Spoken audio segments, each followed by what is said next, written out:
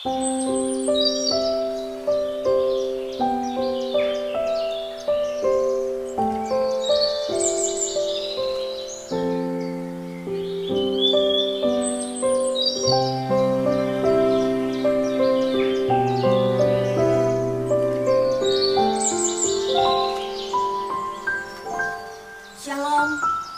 jumpa lagi di Weekend with Jesus pada hari ini, Sabtu 30 Juli tahun 2022.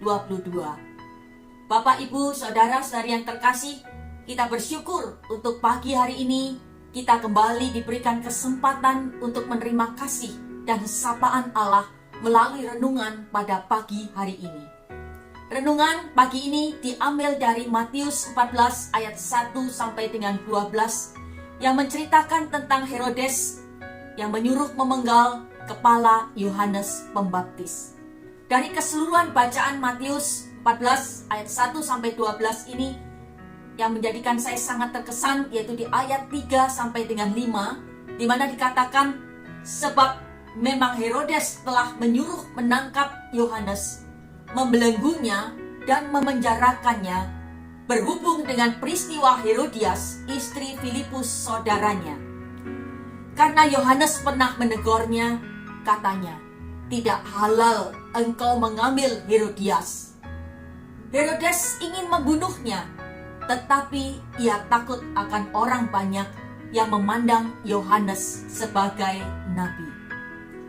Bapak, Ibu, saudara-saudari yang terkasih, seringkali kita menerima masukan atau kritik dari orang lain. Maka ketika kita menerima masukan atau kritik dari orang lain, seringkali timbul adanya reaksi dalam hati kita. Ada dua reaksi setidaknya dari dalam hati kita. Reaksi yang pertama adalah menerima dan melakukan perubahan atau memperbaiki hal-hal yang salah. Reaksi yang kedua adalah menolak, bahkan tidak jarang diikuti dengan suatu kemarahan. Bapak, Ibu, saudara-saudari yang terkasih, kalau kita menanggapi suatu kritik atau masukan dengan reaksi yang pertama, yaitu menerima dan melakukan perubahan, berarti kita menyadari bahwa kita telah melakukan kesalahan. Dan kita juga bersyukur karena ada orang lain yang peduli dengan kita, karena ada orang lain yang baik pada kita, yang mengasihi kita, yang tentu saja ingin agar kita menjadi lebih baik. Dan apabila ini yang kita ambil, reaksi ini yang kita lakukan, maka tentu saja menjadikan kita menjadi semakin lebih baik, kita semakin bertumbuh, dan saya yakin ini adalah sangat berguna bagi diri kita secara pribadi. Namun, Bapak, Ibu, saudara-saudari yang terkasih, tidak jarang kita mengambil reaksi yang kedua, yaitu menolak, bahkan kita marah kepada orang yang memberikan kritik atau saran.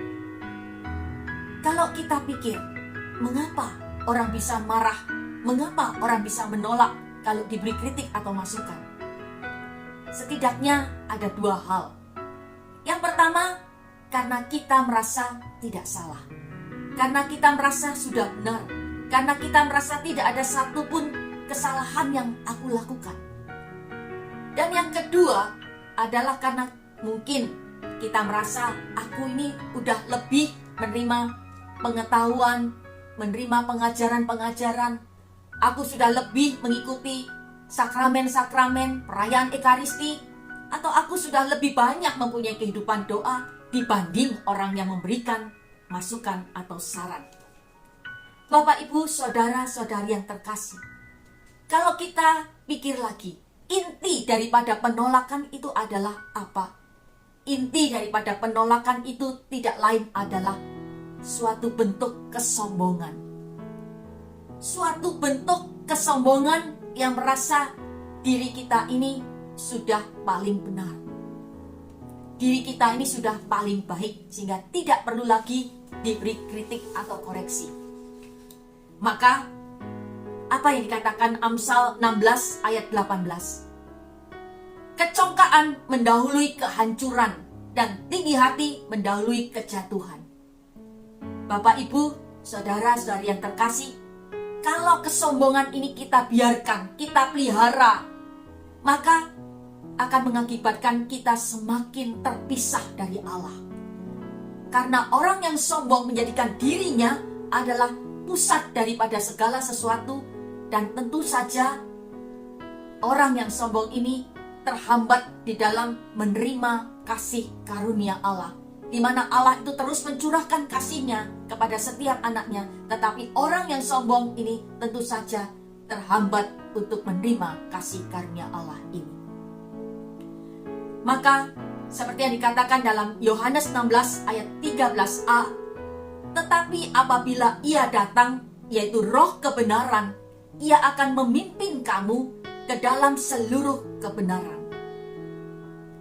Maka Bapak, Ibu, Saudara yang terkasih, mari mulai saat ini kita terus belajar untuk terbuka kepada bimbingan Allah Roh Kudus. Kita terbuka untuk terus menerima tuntunan daripada Allah Roh Kudus di dalam seluruh kehidupan kita, sehingga kita mengerti sapaan Allah, yang mana Allah ini mengasihi kita dan ingin menyapa kita, dan Allah dapat menggunakan siapa saja orang-orang di sekitar kita yang dipakai untuk menegur kita, memberikan masukan kepada kita, yang tentu ini adalah tujuannya untuk menjadikan kita lebih baik dan untuk menyelamatkan kita. Maka Bapak, Ibu, Saudara-saudari yang terkasih, mari setiap hari kita terus mengundang Roh Kudus untuk memimpin aku, memenuhi aku, menuntun seluruh hidupku, sehingga kita semua dapat hidup di dalam kebenaran. Saya Lani Irawan, pengajar SEP Surabaya. Saksikan terus Weekend with Jesus di channel YouTube ini setiap Sabtu. Terima kasih, Tuhan memberkati.